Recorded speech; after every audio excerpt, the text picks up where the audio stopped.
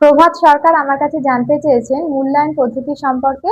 তো মূল্যায়ন পদ্ধতি কি, মূল্যায়ন পদ্ধতি কয় প্রকার এবং ফর্মেটিভ এবং সামেটিক মূল্যায়ন পদ্ধতি সম্পর্কে আমি আগেই বিস্তারিত জানিয়ে রেখেছি, আপনি আমার ভিডিও চেক করে নিতে পারেন।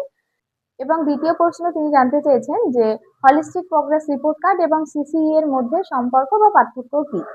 প্রথমেই আমি সিসিই সম্পর্কে আলোচনা করে নিচ্ছি।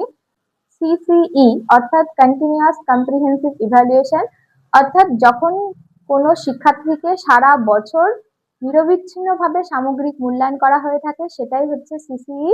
সিসিই এর মূল্যায়ন পদ্ধতি হিসাবে আমরা পিকক মডেল ব্যবহার করে থাকি।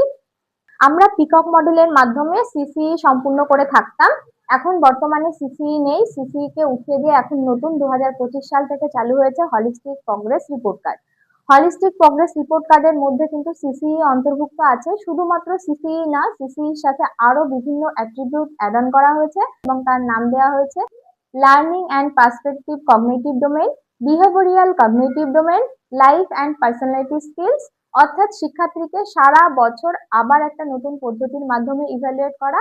আর এখনকার বর্তমান পদ্ধতি হচ্ছে হলিস্টিক প্রোগ্রেস রিপোর্ট কার্ড। আর এই রিপোর্ট কার্ড কিন্তু একটা ছোট সহজ পাঠ বইয়ের মতো, পাতলা চটি বইয়ের মতো, যেখানে কোনো একটা শিক্ষার্থীর ক্লাস 1 থেকে ক্লাস 8 পর্যন্ত সমস্ত বছরের 8টা বছরের তার রিপোর্ট সেখানে লেখা থাকবে।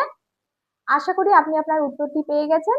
যদি আরো কিছু জানার থাকে তাহলে অবশ্যই কমেন্টে জানাবেন। আর আমার ভিডিওটি যদি ভালো লেগে থাকে তাহলে আপনারা সবাই লাইক, কমেন্ট এবং শেয়ার করে আমার পাশে থাকবেন। ধন্যবাদ সবাইকে।